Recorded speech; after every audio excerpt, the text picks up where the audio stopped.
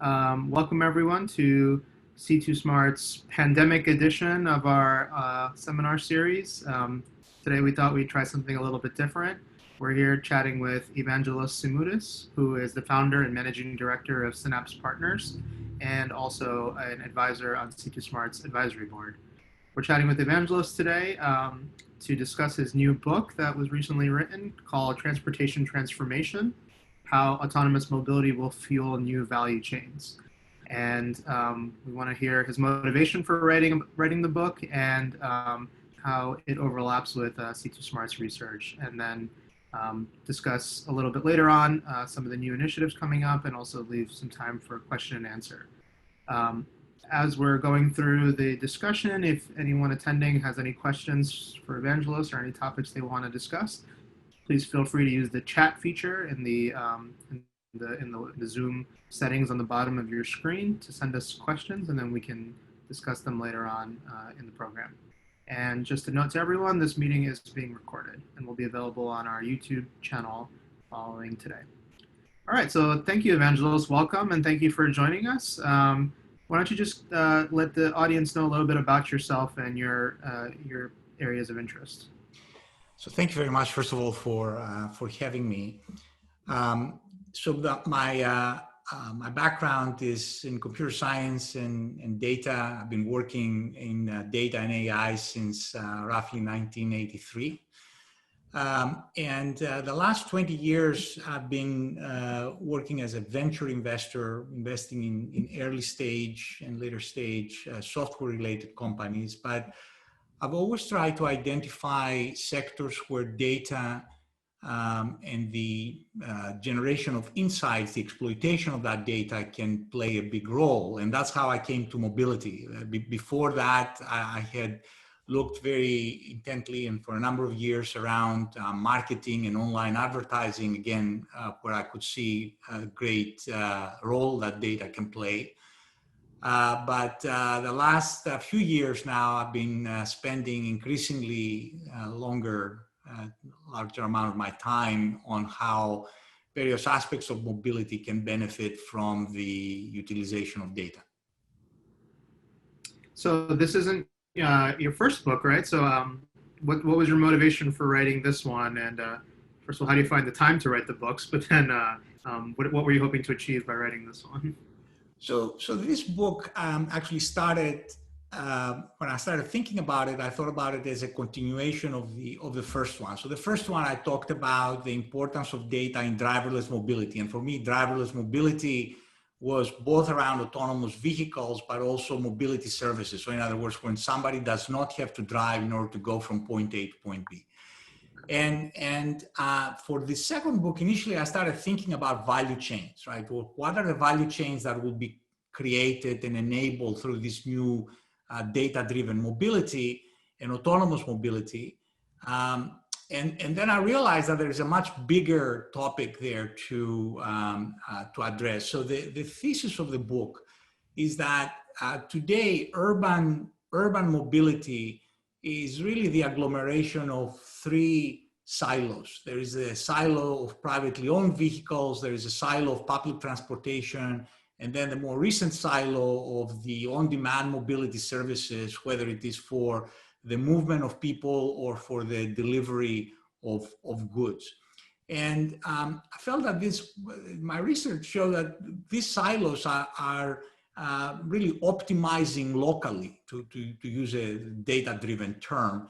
And if we're going to think about new mobility, and we have great opportunities to do that for reasons I hope we will explore throughout this event today, in order for us to make a significant improvement in urban mobility, we really need to break down the silos. But in order to break them down and see the impact of that breakdown, these three constituencies also need to transform. So the thesis of the book is around how now what transformations each of these constituencies need to make, and then what are, again, the value chains that are created, what are the business models that can emerge, and in order to realize that vision of new mobility.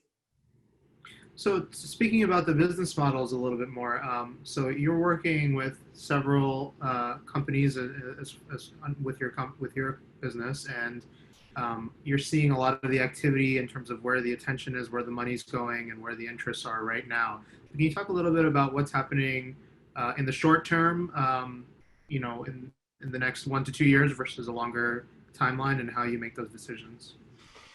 So when when I was writing the book, I took this multi-year horizon, and I broke down in phases. And this second phase, I originally called this the current phase, that we're in the fleet enablement phase, because I think that's when we will see the emergence of fleet-based mobility across several modalities. Today we have fleet-based mobility in certain modalities, but not across the board. But now I think with the pandemic in particular, we need to further break down that phase into sub-phases. So I think for the next couple of years, urban transportation will change, but I don't believe that the changes that we will see, whether it is in how public transportation is operating or how mobility services are operating, or how we see an increase in purchasing of privately owned vehicles, I don't think that this is going to endure for the long period of time, assuming, of course, that we address the pandemic and we don't have to deal with it in the way that we are today. But I think that in addition to looking at this evolution, for me, the biggest advantage, the biggest opportunity that the pandemic will offer us is to really rethink work and rethink how transportation and work play in this new phase. It's a common adage that where we live and where we work defines how we move. So I think that as corporations and governments are rethinking telecommuting and what it means to be in an office setting, and who will be in an office setting, and where they will locate offices in the future, or distribution centers or factories or whatever, I think that will give us a great opportunity to rethink transportation. So, and then switching from the private sector, you mentioned that kind of cities and governments need to be the leaders also for making this all work. And I think you mentioned that there was a company that has a shareholder value as their first concern. It's tough to have those motivations align with leading a public good that transportation is. But here in the U.S., we have kind of a negative opinion often on government taking the lead, especially with pursuing and pushing new technologies and new systems. So how do we kind of grapple with that dichotomy of what the need is in terms of serving society, the most optimal way versus getting the best out of what exists technologically?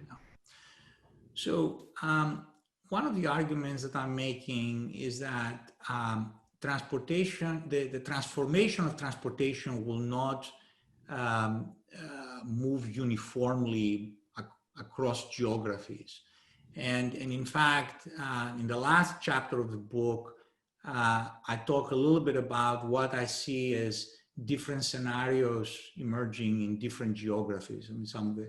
But more importantly, I believe that this transformation will take place on a city-by-city basis. So how Berlin transforms is not going to be the same way that how Frankfurt transforms, right? Or how New York transforms will not be the way that LA transforms.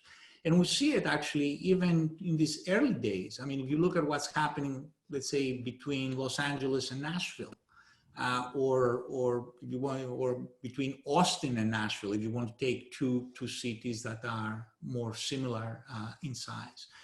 So I think that each city will need to, first of all, define what outcomes represent success for it, transportation success, and what values are what of its values reflected in those outcomes.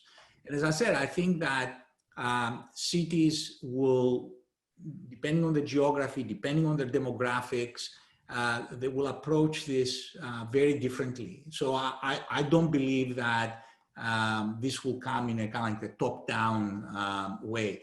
I will also say, I mean, again, you asked earlier about business models. I don't think that business models will be reflected in the same way. I mean, today we have become very used to the transactional model where the value that is being exchanged is currency.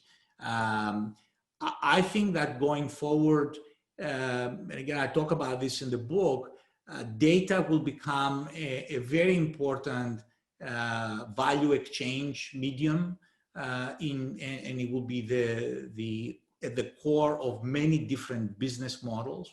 And loyalty will become a very important currency in these new business models. I mean, we work with corporations and other organizations that are willing to provide, let's say, free transportation in exchange for loyalty, and in exchange for being able to configure the transportation environment in certain ways in order to increase loyalty or in order to test loyalty.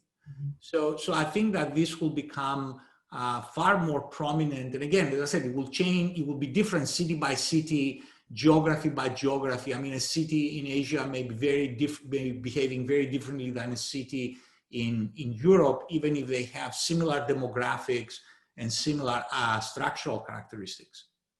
Yeah, so let's talk about that a little bit more, because I know a lot of your work takes you abroad, and you focus a lot about what's happening in Asia and in Europe and abroad, and trying to understand how we can learn lessons from there, even if they're different from here, but what we can learn from there to keep us from kind of always feeling like we're consistently behind and need to catch up with other places where innovation's happening. So maybe talk a little bit about some of the innovations that are happening, or some of the trends in the way that other cities are moving and how they could work in the US. So look, first I should say I'm not fashioning myself as a city planner or anything, but to me it has been, as I was doing, my team and I were doing a lot of research on this. It's very interesting to see how cities since World War developed between US and, let's say, Europe. Okay, in the US we have been blessed by a lot of space, and I think that since since the Second World War, I'm sorry, we have promoted a lot more the ownership of private vehicles to the detriment of public transportation. And we designed our cities, or we extended our cities in ways that make it impossible for public transportation to service them, right? So we were forced in this privately owned vehicle environment that we find ourselves today. In Europe, following World War II, I mean, again, of course, their cities saw a tremendous amount of destruction compared to what we saw here in the US, obviously. But cities were designed with much more of an eye to public transportation. So if you look at, for example, the design, how buses became first mile, last mile conduits to trains and subways, right? And or suburbs were designed in ways that may not necessitate somebody to be moving long distances in order to accomplish a task. I think these ideas are starting to come to the US more recently, or to be at least embraced more recently, but we already have certain reality that that we need to contend with. I think that the US has been great in both innovating around technologies and around business models. Unfortunately, we're seeing other geographies capitalizing on those innovations. And we see this even from the startups that we invest, right? We have, they get a lot more inquiries and business from European and Asian, particularly customers, both corporations and other entities, than they get here in the U.S. The last point to make is that again, this is where my interest lies. We have to become far more. The cities need to become far more data driven, and we're starting to see this changing. We're starting to see interest in the cities in dealing with, I mean, first of all, getting hold of the data that is available to them and starting to utilize that data in order to hopefully make the right decisions. In the process, they really need to, as I said a few minutes ago, they really need to start defining goals relating to transportation, right, to mobility. And I think so far we've seen certain goals around the public transportation system. But I think, again, if we're going to talk about breaking down these silos and creating these private-public partnerships, which are necessary for new mobility, we will need to understand what the new goals are going to be. So you mentioned that some of these cities abroad kind of have the ability to be a little more agile in their responsiveness to new systems and new technologies and new kind of methods of ways we get around. So is data the language that that needs to be spoken to embrace that, or is there more to it than just data? I would say data and digital platforms are absolutely necessary ingredients, but necessary but not sufficient. You really need to be able now to start translating the insights that this exploitation of the data that you're able to utilize, to capitalize on, into the right decisions, into the right policies, into the right plans. And we see some of, I mean, we see that happening again. People talk about Singapore and the work that the Land Transportation Authority, the LTA, is doing. But you're seeing other cities also adopting that kind of quantitative approach to data. Here in the U.S., we're starting to see. I mean, again, Los Angeles with MDS has been a great example. I recently became aware of the work that DC is doing around understanding the curb, right? And understanding, because again, the curb, as I mentioned in the book, is going to become an extremely valuable asset for cities, and it's an asset that today cities understand, I think, very little about. At least my research showed that they understand very little about. Mm-hmm. So I want to bring in Professor Joe Chow right now. Joe is a professor at NYU in transportation engineering and has a lot of overlapping research interests with what you're writing about in this book to take us into the next phase of the discussion. Take it away, Joe. Yeah, thanks, Sri. Yeah, thanks, Evangelos. This is a very interesting discussion so far.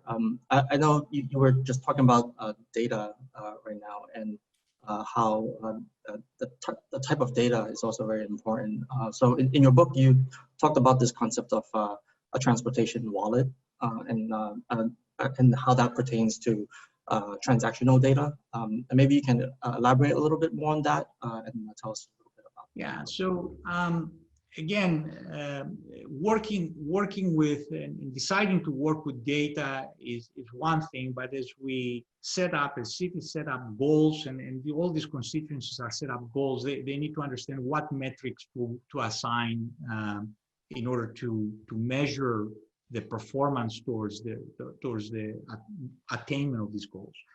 So because our firm works a lot with financial services companies, telcos, and obviously transportation-related companies, I had thought about the idea of wallet share that credit card companies use and how that can transfer to transportation. So I came up with this idea, as I said, this concept of transportation wallet. And transportation wallet allows the measurement of mobility across modalities on in a sense, on a day by day and on an individual by individual basis. And it measures both what kind of modalities are used in order for consumers to move, but throughout their day, but also to understand what trips were not taken because of mobility services used. And for example, if you have your groceries delivered to your home, now that's a trip that you're not taking, right? And if you're relying on services like that, hopefully they have the ability to optimize across a variety of deliveries as opposed to a single, point-to-point delivery. So you're getting you're optimizing, you're getting advantages from that. But it's also, as I said, it's also important to understand what modalities are being used during a particular transportation goal. So when I used to, when we were not in a sequestration phase in our daily lives, I used to sometimes walk to the train station, take the train, and then take either walk or take a ride-hailing car to my office in the city. And so I use three modalities at least in order to accomplish my daily transportation, one of my daily transportation goals, right? So understanding intents, understanding the modalities, I think are very important components of the wallet. So and if you're going to think about this, we need that level of detail in order to start making decisions. It makes a lot of sense to look at that bottom line, right, where the transactions are actually happening. But I think one of the challenges with the credit card system, at least they have ownership over all the transactional data. So in this case, with these platforms, there can be more challenges in trying to gather that information, gather that data from different partners, and maybe, is that something you can talk about? There's no question that as we move to a data-driven world, we're going to face challenges both in terms of data collection and regulation and cybersecurity and privacy and all. I mean, there's no question about it. And but we're seeing other industries able to do that and improving their decision making because of that. So I mean, I'll give you some examples again from around the transportation wallet that from the work from the research that we did. So if you look at, let's take Germany and Japan. In Germany, you have about, if I remember correctly, about 550 or so cars per 1,000 people. In the US, by the way, we have 800. In Japan, it's about 600. But if you go down to the city level, if you look at Berlin versus Tokyo, you realize that in terms of privately owned vehicles, it's very similar numbers, about 350 in both cities, right? And you have because you have a number of options available in terms of transportation, including walking, by the way, because of how the cities, specifically in Berlin, are laid out. You're finding a much different distribution of these modalities right now. the cities are starting to use this understanding, even if they do not know it down to the individual level, but even if they know it in some aggregate level, they're starting to use this information in order to reconfigure even public transportation, right? Or start offering specific incentives for people to walk more or to bike more or to, I mean, so you start making very different decisions if you have the data at that level. But as I said, there is, in my opinion, cities will need to make the decision to start collecting that data, and then they need to ensure that this data is properly protected, is shared in the right way, is utilized in the right way, and problems will come, no question about it. We've seen it in other industries, but I think it will be, I hope that we do not use that as the constant excuse for not acting. Right, right. And you bring up the point about this partnership between public agencies and these private companies. And there's different ways to operate these types of platforms, right? So there's public agency owned operations, there's outsourcing, so is there a certain ideal form that you think it can take? And would that differ between like North America versus other countries? Yeah, you know, I have not gone down to look into that, to be honest. I have been a lot more interested in understanding what are the processes that will make these new value chains if we're going to organize transportation in this way. What will be the data flows that will need to be enabled in these value chains? And I think, as I said, there are more. I use the term value chain because that's well understood. But these are really networks. They're not linear chains. So I spend a lot of time trying to describe them, to describe the processes that are part of them, and then to start articulating certain models for implementing them and who needs to be part of these models. Because in other words, what will be the role of each of these constituencies? What is the role of the automaker versus the role of the city versus the role of the mobility services company? And then what are the ancillary industries that need to play a role? I mean, for the first time, when we talk about new mobility, utilities are very important, telcos are very important, internet service providers and other technology companies are very important. These are constituencies, these are industries that never participated in transportation, in urban transportation, in the way that they may need to, they may choose to.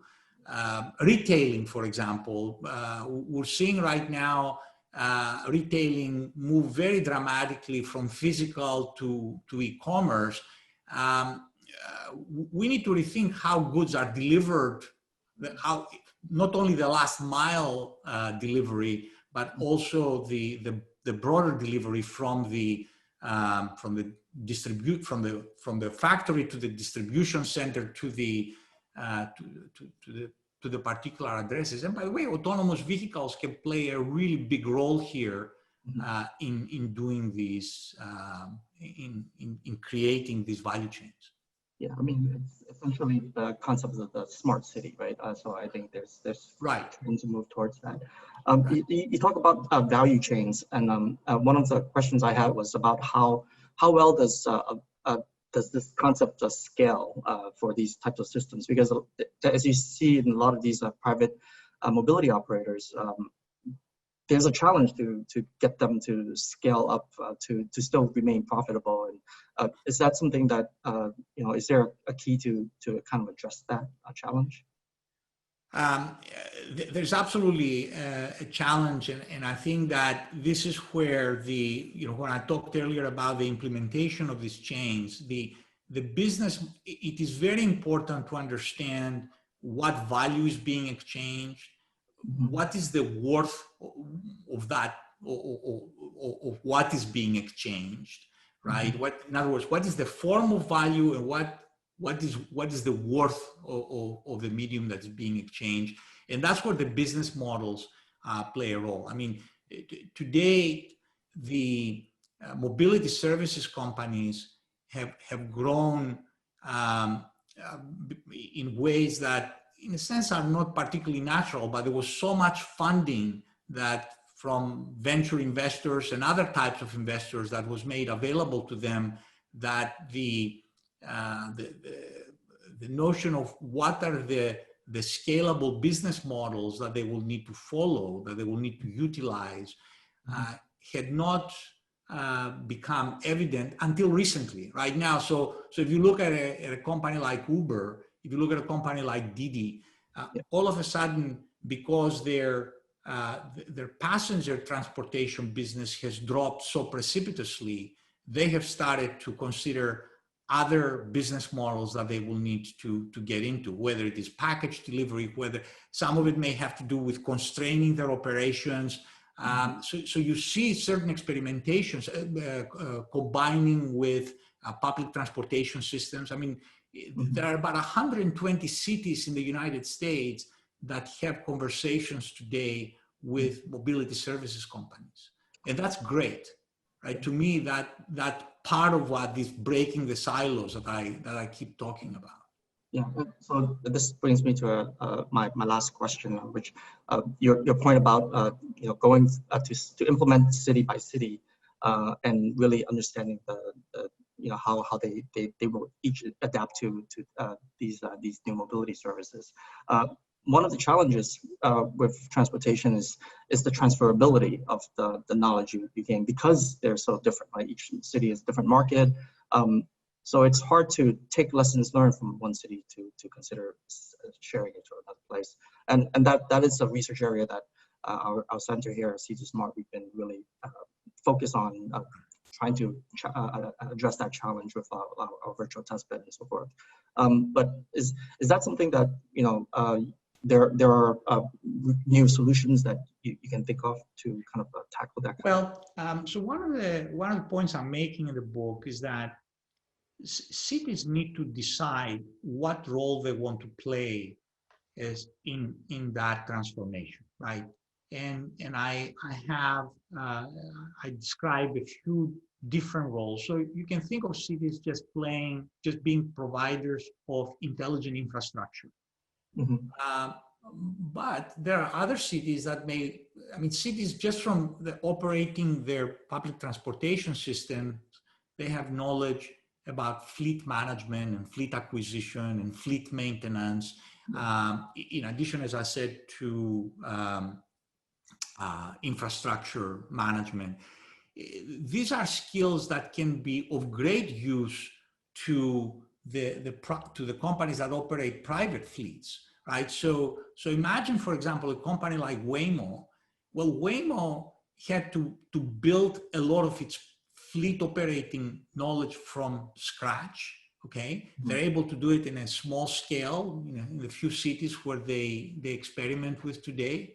But as you also see them where they started becoming smarter over time, they started forming these partnerships with other corporations that would give them some of the expertise they're lacking.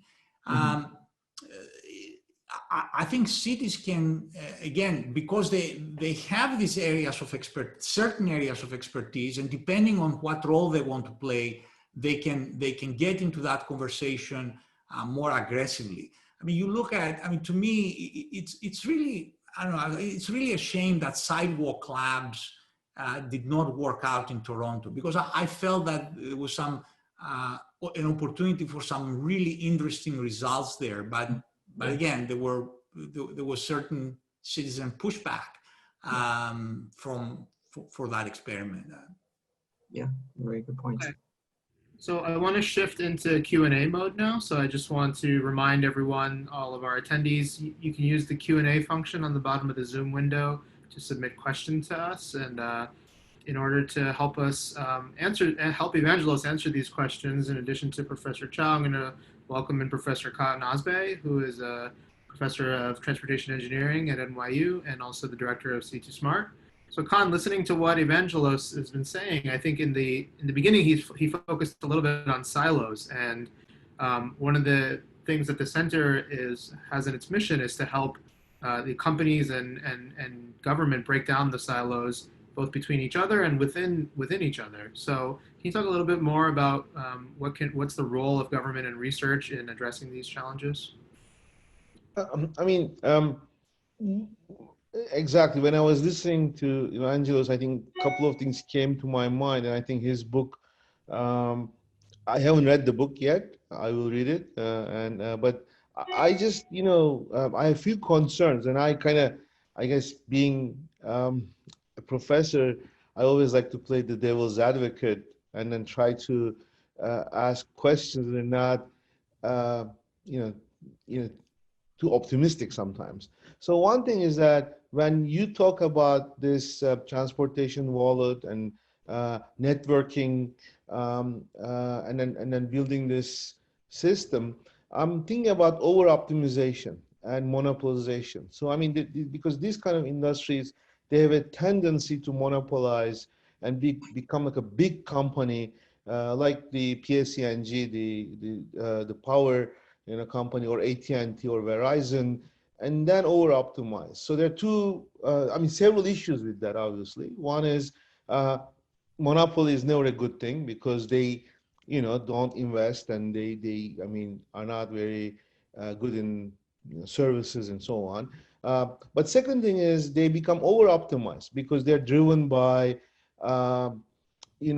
profit. And then in a time like this, the COVID, whatever, or some financial breakdown, they tend to be very vulnerable because they don't have redundancy. And then the government and taxpayers always come to their help. I mean, this happened to car industry, this happened to now airline industry, cruising, whatever. I mean, so do you see that kind of danger, although we like these new technologies and so on, but changing the transportation industry being more of a decentralized. People drive their cars, they walk, to something very centralized, very monopolized, and suffer from all these problems that just I mentioned in a second. Look, first of all, I don't expect that we will come to a point where we will not have privately owned vehicles. I mean, even at some long-term future, you can think about mobility as a service being, offered in more broadly than it is today. I think privately owned vehicles will continue being part of the repertoire, of the mobility repertoire that we have. Now, with regards to your main question, I mean, this is why I have been saying that while it's not for everyone, I think cities will need to take the initiative as opposed to corporations. Corporations have a responsibility towards their shareholders, whether they're private shareholders or whether they're a private company or a public company.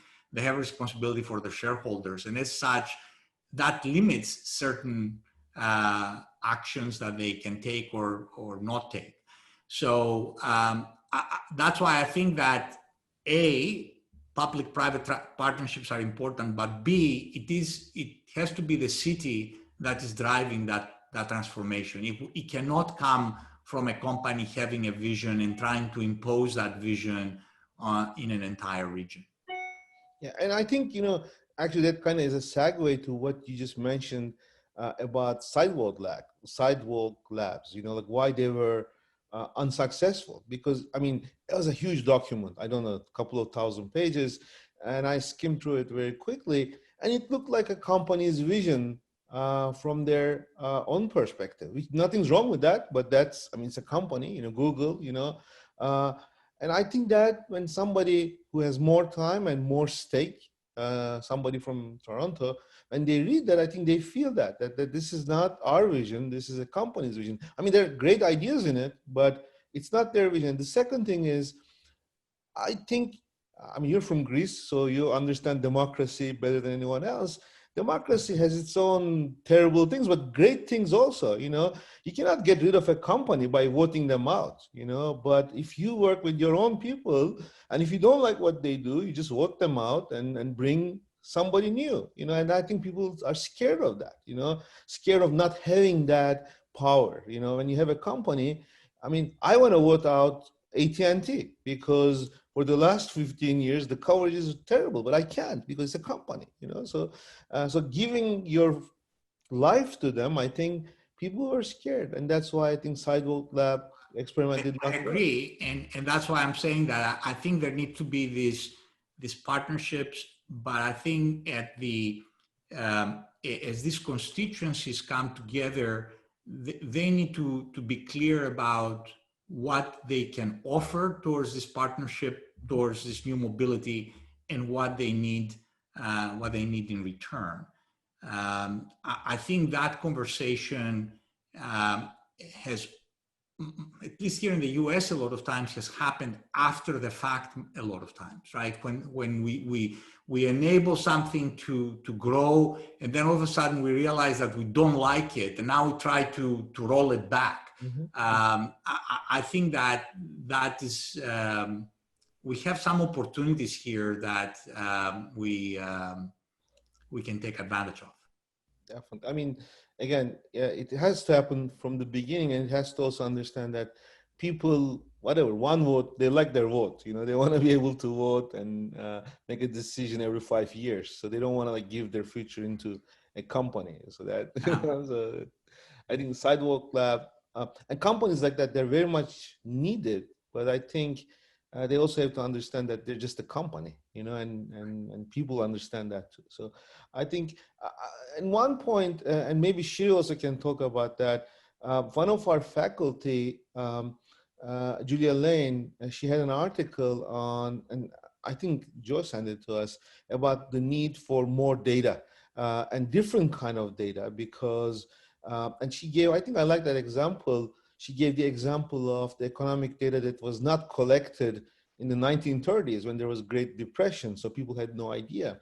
But there's also, so I mean, the idea is that we need more data, but now we have the data, most of the data is generated by these private companies. A lot of it. I mean, so there is some tension, and some of the time, most of the time, I'm not also sure who owns that data. For example, your phone data. You're absolutely right. You're absolutely right that, again, as it becomes more evident what is the value of the data and what can be the role of data in reimagining mobility.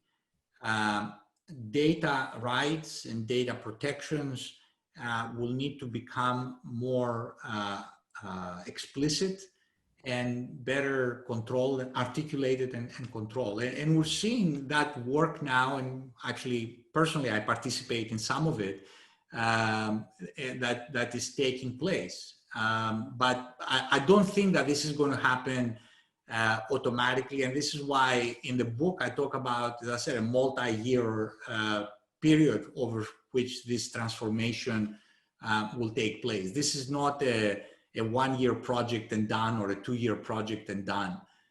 In some areas it will be faster. In other areas it will be slower, and in the third category it will not happen at all.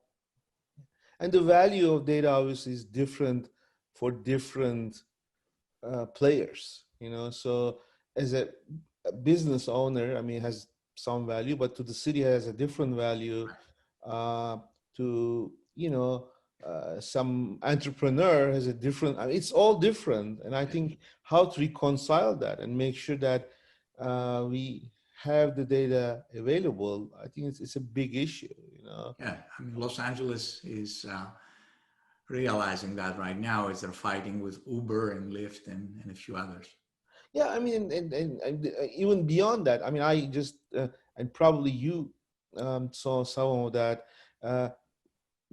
2013, we had discussions with AT&T, but at that time, the phone data, cell phone data, And then for like 6 months, we went back and forth when I was at CUSP, so you're familiar with CUSP. And we thought they were interested in knowing what to do with their data. But after several meetings, 6 months, they decided to start their own data division, not to share any data with anyone. And then they actually license for transportation applications to an unknown company, at that time. They're not still. And then, so the data was siloed very quickly. So nobody could see that data.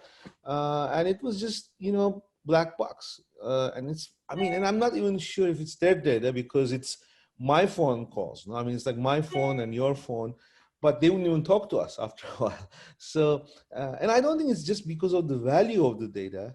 It's because they don't see any value in giving it to someone else. It's not like they make trillions of dollars out of data, but they just don't think it's useful. So, so I think the whole book can be written on like all these data issues because it's not as straightforward as just privacy or paying for it. That's my mind. That was my first book, but yeah. I agree with you.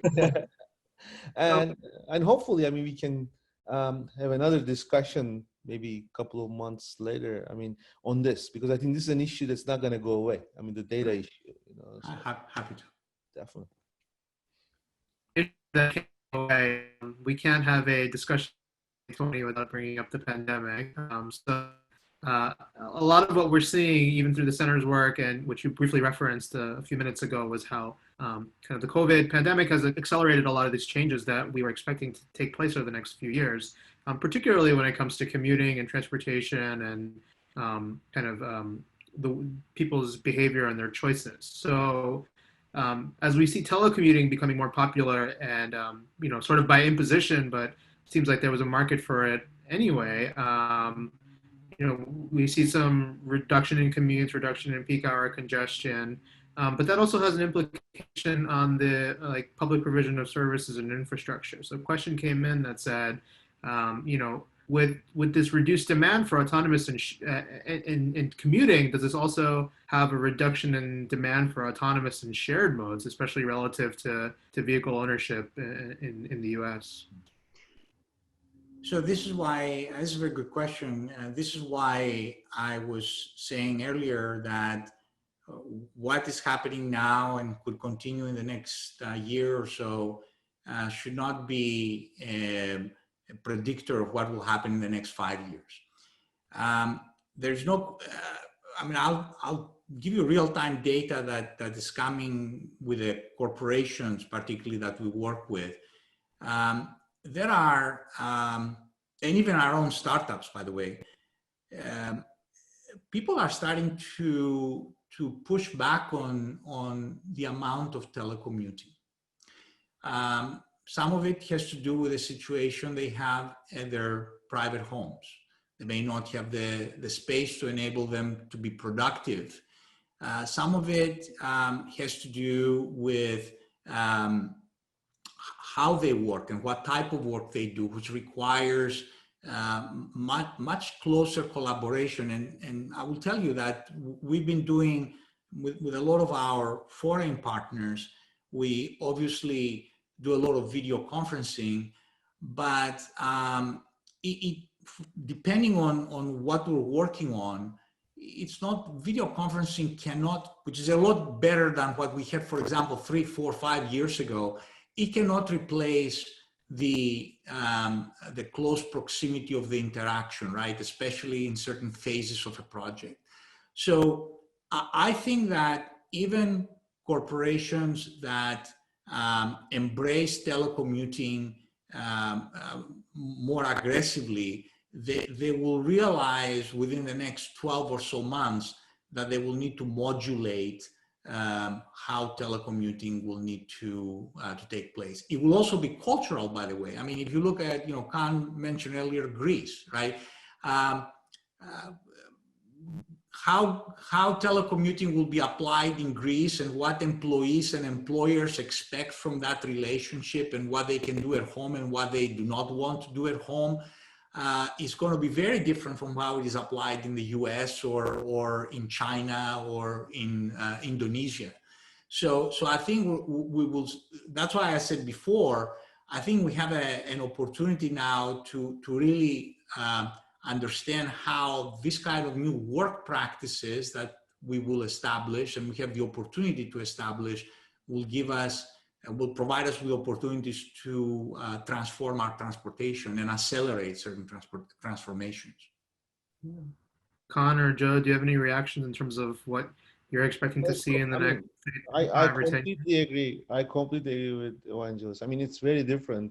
And actually, I just want to go back to what he said in the beginning. He said we are blessed in this country with lots of land, you know, lots of space, and that also is a you know, might be a curse sometimes, because we don't have this compact cities that we have, so it's different, you know. So every city will be different, and people will be different, you know. In some countries people don't want to drive, you know, they don't mind being in the subway or bus with other people because that's fun, you know. And some places they don't want that, you know. So there's, every country is different. I think solutions should be customized for that. So I mean, definitely it's, and that's why it's a very complicated problem. One size doesn't fit all, you know. It will be all different. All right. I think we're after the last question, Evangelos. What kind of, given the current market and everything that's going on in the world economy, what can you give us some insight into what kind of startups you're interested in these days? So our first priority has been to, first of all, make sure that our existing companies, our existing portfolio continues to stay solvent and perform properly. We're rethinking a lot of the investment theses that we had. We've been spending a lot more time around robotics, various forms of both software robotics and hardware related robotics. Again, we're interested on the software side, but we're spending a lot more time on the impact that hardware robotics will have on the industries that we are operating on. So these are kind of the late breaking things that on how we're modifying our investment thesis. We continue to look at the application of AI in the payment sector and in various aspects of financial services. We continue to look at companies that deal with various aspects of the operations of fleets, because again, with our overarching thesis is that that's where the world is moving to. Okay, great. I want to thank you again for joining us today and speaking about your book. For those who missed the beginning, the book is titled Transportation Transformation: How Autonomous Mobility Will Fuel New Value Chains. Please go ahead and pick up a copy from your favorite retailer, online or in person if they're open. And if you don't have any other closing comments, thank you very much, Evangelos. Thank you for joining us. And thank you all for attending. Thank you. Thank you, Evangelos. Thank you. We're looking forward to reading your book.